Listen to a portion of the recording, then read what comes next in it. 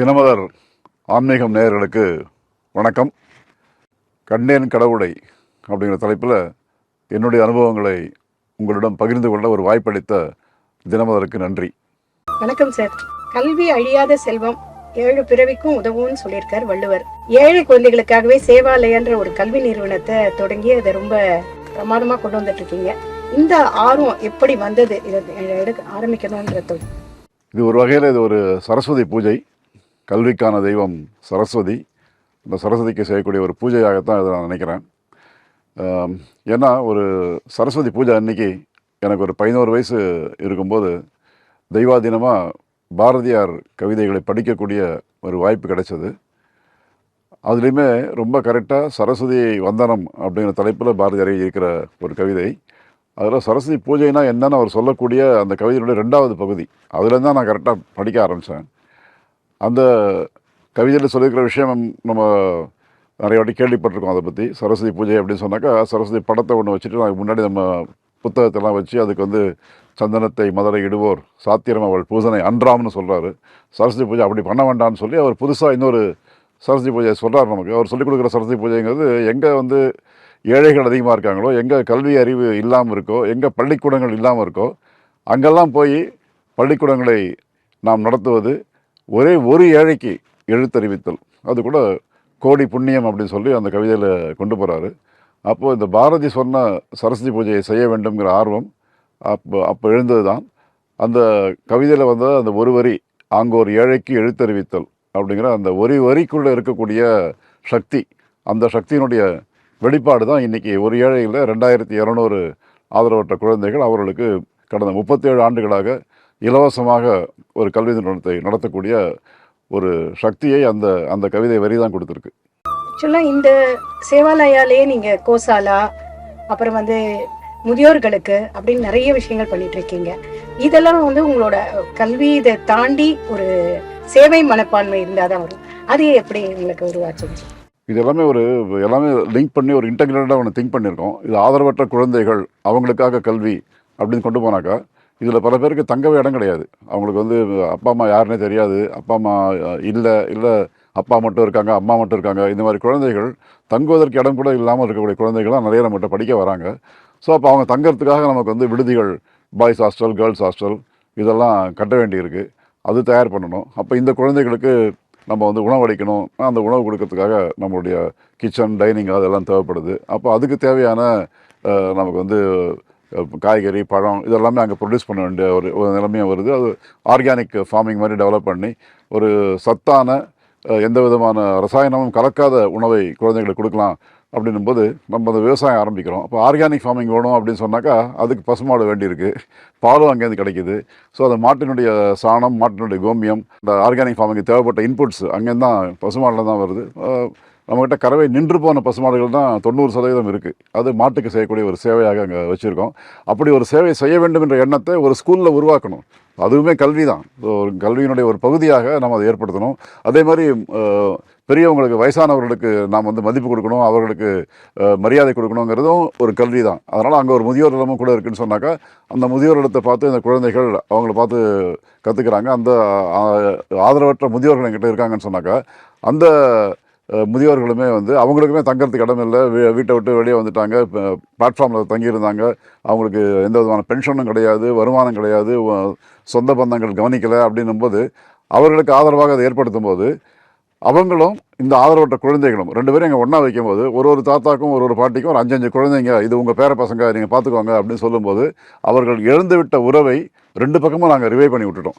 அது ஒரு சந்தோஷமான ஒரு குடும்பமாக, ஒரு பெரிய குடும்பமாக அங்கே வாழ்ந்து கொண்டிருக்கிறது. அதனால தான் நீங்கள் சொல்கிற அத்தனை விஷயமும் அங்கே சேவாலயம் எல்லாம் ஒன்றா பார்க்கலாம். அது ஒரு இன்டெகிரேட்டட் கம்யூனிட்டி அங்கே இருக்குது.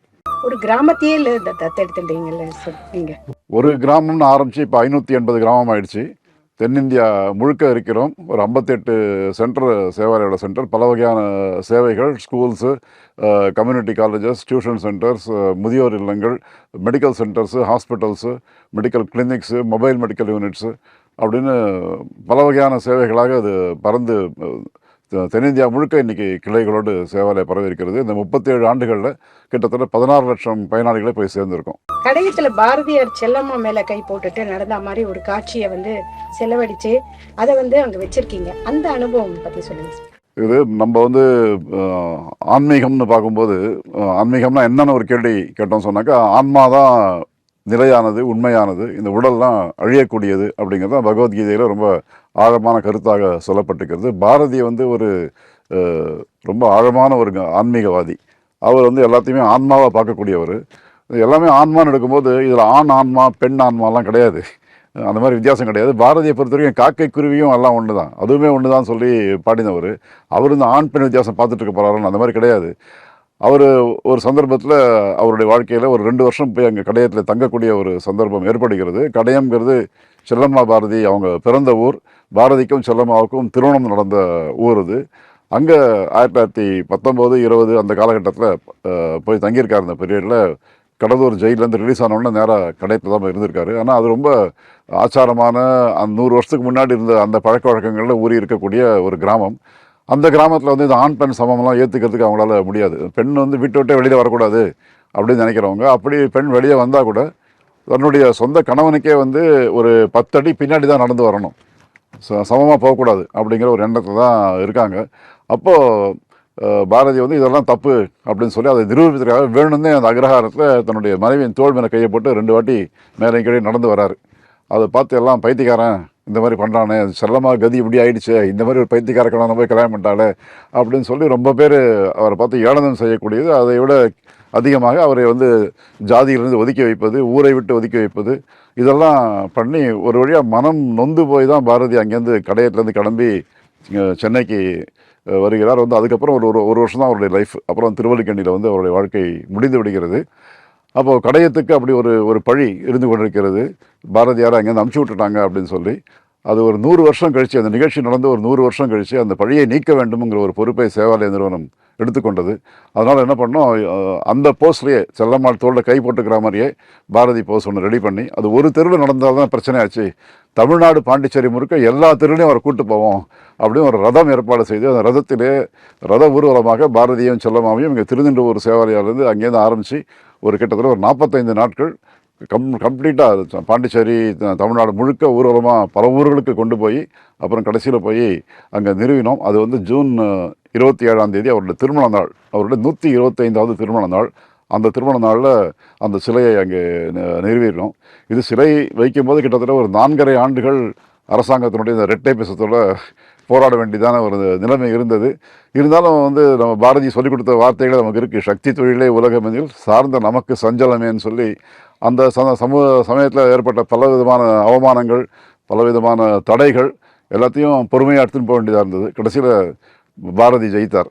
அவரை கொண்டு போய் அங்கே நிற்க வச்சாச்சு. அவரையும் செல்லம்மாவையும் சேர்த்து நிற்க வச்சுருக்கோம். உலகத்திலேயே இருக்கக்கூடிய ஒரே ஒரு சிலை, பாரதியாரும் செல்லம்மாவும் இணைந்திருக்கக்கூடிய ஒரே ஒரு சிலை இந்த கடையத்தில் தான் அந்த சிலை இருக்குது. யார் அந்த பக்கம் வந்தாலுமே அந்த சிலையை பார்க்கலாம். அவங்க இந்த ஃபேமிலி எப்படி உங்களுக்கு நல்ல சப்போர்ட்?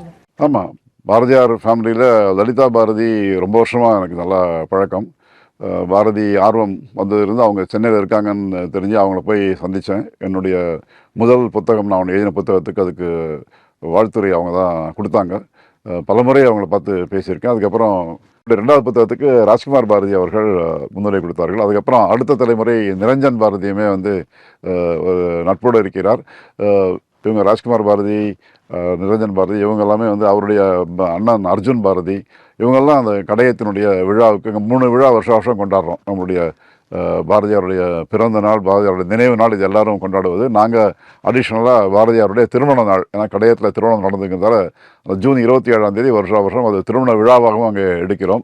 இந்த விழாக்கள் எல்லாமே இந்த பாரதியாருடைய குடும்பங்கள் கலந்து கொள்கின்றன. அது தவிர செல்லம்மாவுடைய தம்பியினுடைய மகன் சுந்தர்னு இருக்கார். ஸோ அவருமே அந்த விழாக்களில் கலந்து கொள்வார். ஸோ இந்த மாதிரி பாரதி குடும்பம் இந்த விழாக்களில் ரொம்ப நெருக்கமான தொடர்போடு எல்லா விழாக்களும் அவங்களுமே கலந்து கொள்கிறார்கள். சார், நீங்கள் மகான்களில் யாரை மீட் பண்ணியிருக்கீங்க? அவங்களோட நீங்கள் மீட் பண்ண அந்த அனுபவத்தை பற்றி சொல்லுங்கள். மகான்கள்னு பார்த்தா சுவாமி ஓங்காரானந்தா இப்போது சில 2-3 ஆண்டுகளுக்கு முன்னாலே சித்தி அடைந்தார். அவர் கொஞ்சம் நெருக்கமாக அவரோட பழகியிருக்கிறேன். அவர் வருஷத்துக்கு ஒரு வாட்டி சென்னைக்கு வந்திருந்து ஒரு 10 நாட்கள் பகவத்கீதையினுடைய ஒரு சாப்டர் முழுக்க சொல்லி முடிக்கிறதுக்கே ஒரு 10 நாள் தேவைப்படும் அவருக்கு. அந்த மாதிரி 10 நாளாக வந்து அவர் சொன்ன அந்த 18 சாப்டருமே முழுக்க நான் 18 ஆண்டுகளாக போய் உட்காந்து கேட்டிருக்கேன். அவர் சொன்னதெல்லாம் கேட்டிருக்கேன். அந்த மாதிரி அவரோட கொஞ்சம் நெருங்கி பழகும்போது அவரை சேவாலயாவுக்கு வர சொல்லியும் அவரை கூப்பிட்டுருந்தேன். சேவாலயாவில் இந்த வேல்யூ எஜுகேஷனுக்காக ஒரு புக் ஒன்று ரெடி பண்ணோம். ஸோ அந்த புக்கை வெளியிடுவதற்கும் அவரை கேட்டிருந்தேன். அவர் வந்திருந்து அந்த புக்கை வெளியிட்டார். 2 முறை சேவாலயாவினுடைய நம்முடைய திருநின்றவூர் கிளைக்கும் அவர் வந்திருக்காரு. அது தவிர வந்து இப்போது ஆப்ரேஷன் ஆகிடுச்சு, இனிமேல் அவ்வளோ தூரம்லாம் வர முடியாது அப்படின்னு சொன்னார். அதுக்காக வந்து சென்னையிலேயே அந்த விழாவை நடத்துவோம். அவர் வரும்போதெல்லாம் சேவாலயனுடைய ஒரு விழா சென்னையில் வச்சு சுவாமிஜி வச்சு நடத்துவோம். அந்த மாதிரி இருந்தபோது இந்த பகவத்கீதை சொற்பொழிவு நடந்துட்டு இருந்தபோது அன்றைக்கி ஒரு நாளைக்கு வந்து அன்னௌன்ஸ்டாக வந்து பாரதியாரை பற்றி சுவாமி ஓங்காரானந்தர் ஏன்னா அவர் பேசும்போது பகவத்கீதை பேசும்போது நிறைய பாரதியார் வரும். பாரதியார் கவிதைகளை கரெக்டாக ஆப்டாக டக்குன்னு கோட் பண்ணுவார். அது ஸ்லோகம் ஒன்று வரும்போதும் பகவத்கீதை ஸ்லோகத்துக்கு ஏற்ற மாதிரியே ஒரு பாரதியார் கவிதை எடுத்து சொல்லுவார். அந்த மாதிரி பாரதியை பற்றி அவர் நிறைய பேசியிருக்கிறார். அதெல்லாம் ஒரு சிடியாக போட்டிருக்கேன், அதை வெளியிட போகிறேன் அப்படின்னு சொல்லி அன்றைக்கி அனௌன்ஸ் பண்ணார். அனௌன்ஸ் பண்ணிட்டு நான் வந்து ஆடியன்ஸில் ஒரு 5வது 6வது ரோவில் எங்கேயா நான் உட்காந்துருந்தேன். சேவாலயா முரளி கொஞ்சம் மேடைக்கு வாங்க, நீங்கள் தான் ஃபஸ்ட்டு காப்பி ரிசீவ் பண்ணணும் அப்படின்னு திடீர்னு கூப்பிட்டார். அது கொஞ்சம் ஒரு பரவசமான ஒரு ஃபீலிங் அன்றைக்கி இருந்தது. ஏன்னா ஒரு பாரதியாரை பற்றி ஒரு சிடி சுவாமி ஓங்காரானந்தர் வெளியிடும்போது அதை வாங்கி கொள்றதுக்கு நான் தான் வரணுன்ற மாதிரி என்னை கூப்பிட்டுருக்காரு. ஒரு அன்பிளான்டு ஆக்டிவிட்டி அது, திடீர்னு கூப்பிட்டாரு. ஸோ அது கொஞ்சம் அவரே பாரதியினுடைய இதில் வந்து ஆசீர்வாதத்தோடு சேவாலயம் நடக்கிறதுங்கிறத சுவாமிஜி அங்கீகரித்திருக்கிறாருங்கிற ஒரு சந்தோஷம் அன்றைக்கி கிடைச்சது. அதே மாதிரி சுவாமி கௌதமானந்தா இன்றைக்கு இருக்கக்கூடிய ராமகிருஷ்ண மடத்தினுடைய அகில உலக தலைவர். அவருக்கு கிட்டத்தட்ட 95 வயசு ஆகுது. அவருக்கு 95 வயசுலேயும் வந்து இப்படி உலகம் பூரா இருக்கக்கூடிய ஒரு நிறுவனம் ராமகிருஷ்ண மடம். பல கிளைகள் பல நாடுகளில் இருக்குது. அவரை பார்த்தாக்கா எங்கே இருக்கீங்கன்னு கேட்டாக்கா வரிசையாக சொல்லிட்டே வருவார். இன்றைக்கி இங்கே இருக்கேன், நாளைக்கு அங்கே இருக்கேன், நாளைக்கு அங்கே இருக்கேன்னு சொல்லி 95 வயசில் வந்து உலகம் பூரா சுற்றி கொண்டிருக்கிற உலகம் சுற்றும் வாலிபனாக இருக்கக்கூடியவர். இப்போது சில மாதங்களுக்கு முன்னால் தஞ்சாவூரில் ஒரு புதிய கிளை திறந்து வைத்தார்கள் ராமகிருஷ்ண மடத்தினுடையது. அந்த இனாகுரேஷனுக்கு நான் போயிருந்தேன். அது கிட்டத்தட்ட ஒரு வாரம் நடந்த ப்ரோக்ராம். ஸோ ஒரு வாரமே வந்து நம்முடைய தலைமை சாமிஜியுமே அங்கே வந்து இருக்காருன்னு தெரிஞ்ச உடனே நானுமே ஒரு வாரம் அங்கே இருக்கலாம்னு சொல்லி நானும் என்னுடைய மனைவியும் 2 பேருமே நாங்களும் அங்கே தங்கியிருந்து தினம் அவரை பார்த்துட்டு இருந்தோம். அவர்கிட்ட ஆசீர்வாதம் வாங்கும்போது அப்படியே என் தலையில் கை வச்சு நல்லா தலையை அமுக்கி விட்டு, Thakur is with you, don't worry அப்படின்னு சொல்லி ஒரு வார்த்தையை வந்து ரொம்ப ஸ்ட்ராங்காக சொன்னார். ராமகிருஷ்ண பரவன் சொல்லி அருள் உனக்கு ஃபுல்லாக இருக்குது, உன் கூடயே இருக்காரு, நீ எதுவும் பயப்படாத அப்படின்னு அவ்வளோ ஒரு சீனியர் சுவாமிஜி கிட்ட அந்த ஒரு வார்த்தை கேட்டதுமே வந்து ஒரு பரவசமான அனுபவம். சார், மகா பெரியவர்களை பார்த்துருக்கீங்களா? அவரோட மடத்துக்கு போயிருப்பீங்க. அவர் சொன்னதில் கடைப்பிடிக்கிற ஏதாவது விஷயம்? மகா பெரியவா வந்து அவர் இருந்த காலகட்டங்களில் எனக்கு ரொம்ப தெரியல அவரை பற்றி. அதுதான் நான் உண்மையை ஒத்துக்கணும். ஒரு வாட்டி தான் போயிருக்கேன்.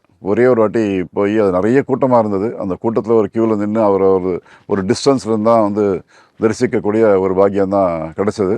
அதுக்கப்புறம் அவர் சித்தி அடைந்து விட்டதுக்கப்புறம் மிஸ் பண்ணிட்டோமேன்னு சொல்லி கொஞ்சம் அடிக்கடி போக ஆரம்பித்தேன். காஞ்சி மடத்துக்கு போனாக்கா அங்கே வந்து ஒரு மெழுகு சிலை ஒன்று, மகாபெரிவா சிலை ஒன்று இன்னும் இருக்குன்னு நினைக்கிறேன். அந்த சிலைக்கு முன்னாடி போய் உட்காந்தாக்கா ஒரு 2 நிமிஷத்துக்குள்ளே ஒரு ரொம்ப ஆழ்ந்த ஒரு மன அமைதி கிடைக்கிறது இன்றைக்கி கூட நம்ம ஃபீல் பண்ணலாம். அவருடைய அந்த ப்ரெசன்ஸ், அவருடைய வைப்ரேஷன் அந்த சிலை ரூபத்தில் இன்றைக்குமே தெரியுது. ரொம்ப நல்ல அனுபவம் அது. நீங்கள் மகாபெரிவா பார்த்தீங்கன்னு சொன்னால் அவர் தலைமை வகித்து இருக்கக்கூடிய மடம் அப்படிங்கிறது காஞ்சிபுரத்தில் இருக்குது. காஞ்சிபுரம் உலகம் பூரா எதுக்கு ஃபேமஸ் அப்படி தான் நம்ம எல்லாருக்கும் தெரியும் இல்லையா? நம்ம சொந்தக்காரங்க வீட்டிலலாம் ஒரு கல்யாணம்னு சொன்னாக்கா எப்படியும் மினிமம் ஒரு நாளோ 2 நாளோ வந்து எல்லாம் கும்பலாக கிளம்பி காஞ்சிபுரத்துக்கு போயிடுவாங்க. எதுக்கு மகாபெரிவா பார்க்கலாம் போல் அவன் பட்டு புடவை வாங்கணும் இல்லையா? காஞ்சி பட்டுன்னா வந்து காஞ்சி பட்டுடுத்தின்னு பாட்டெல்லாம் வேறு இருக்குது. ஸோ அந்த பட்டு புடவை வாங்குறதுக்காக அவ்வளோ நேரம் செலவு பண்ணி காஞ்சிபுரத்தில் கடைக்கடையாக ஏறி இறங்கி எல்லாம் பட்டு புடவைலாம் வாங்குவாங்க. அந்த என்விரான்மெண்ட்டில் உட்காந்துருக்கிற ஒருத்தர் இவர் சொல்கிறாரு பட்டு போடாதீங்கன்னு சொல்கிறார், பட்டு யூஸ் பண்ணாதீங்க அப்படின்றது அவருடைய ஒரு அட்வைஸாக இருக்குது. ஏன்னா இப்போ ஒரு பட்டு புடவை தயார் பண்ணுறோன்னு சொன்னாக்கா பல லட்சக்கணக்கான பட்டு பூச்சிகள் அதெல்லாம் வந்து ஒரு வெந்நீரில் போட்டு கொதிக்க விட்டு சாவடித்து சித்திரவதை பண்ணி அந்த பட்டுப்பூச்சிலாம் சாவடிக்கணும். 1,00,000 பட்டுப்பூச்சி செத்தாக தான் வந்து ஒரு புடவை கட்ட முடியும். இந்த மாதிரி ஒரு பாவத்தை செய்யணுமா? பட்டு புடவை கட்டாதீங்க, பட்டு புடவை மட்டும் இல்லை, பட்டு வேஷ்டி எதுவாக இருந்தாலும் பட்டே வந்து வேண்டான்ற மாதிரி அவர் காஞ்சிபுரத்தில் உட்காந்து சொல்லியிருக்காரு. ஆனால் நிறைய பேர் கேட்கறது இல்லை அதை. ஸோ நாங்கள் வந்து நானும் என்னுடைய மனைவியும் அதை எங்களுடைய வாழ்நாள் பூரா அதை ஃபாலோ பண்ணிகிட்ருக்கோம். எங்கள் கல்யாணத்துக்கு கூட நாங்கள் பட்டெல்லாம் பயன்படுத்தலை. எங்களுக்கு எப்போவுமே கதர் தான். கதர்லேயும் வந்து ஒரு பட்டு இருக்குது, ஒரு அகிம்சா பட்டுன்னு ஒன்று இருக்குது. அதில் வந்து அந்த பட்டு பூச்சியெல்லாம் பறந்து போயிடுது. அது போனப்புறம் அதுக்கப்புறம் அந்த அந்த பட்டு நூலெல்லாம் அறுந்து போயிருக்கும். அந்த அறுந்து போன பட்டு நூலை வச்சு ஒரு புடவை ஒன்று செய்வாங்க. அது பார்க்கறதுக்கு அவ்வளோ குவாலிட்டி நல்லா இருக்க மாதிரி தெரியாது. இந்த நார்மல் பட்டு புடவை மாதிரி அது ஒரு ஸ்மூத்தான ஒரு புடவையாக இருக்காது அது. ஏன்னா அதெல்லாம் விட்டு விட்டாக பிச்சு போன நூல்லேருந்து பண்ணது. ஸோ அந்த புடவை மட்டும் தான் ஒரே ஒரு வாட்டி என்னுடைய மனைவி வாங்கியிருக்கா. அந்த அகிம்சா பட்டை மட்டும் ஒரு வாட்டி வாங்கியிருக்கா கல்யாணத்துக்காக. மற்றபடி நாங்கள் வந்து பயன்படுத்துறது பட்டு நாங்கள் வந்து பயன்படுத்துறதே கிடையாது. ஸோ அந்த ஒரு விஷயம் சொல்லலாம், மகாபிரிவா சொன்னதை நாங்கள் கடைபிடிக்கிறோம்னு சொல்லி.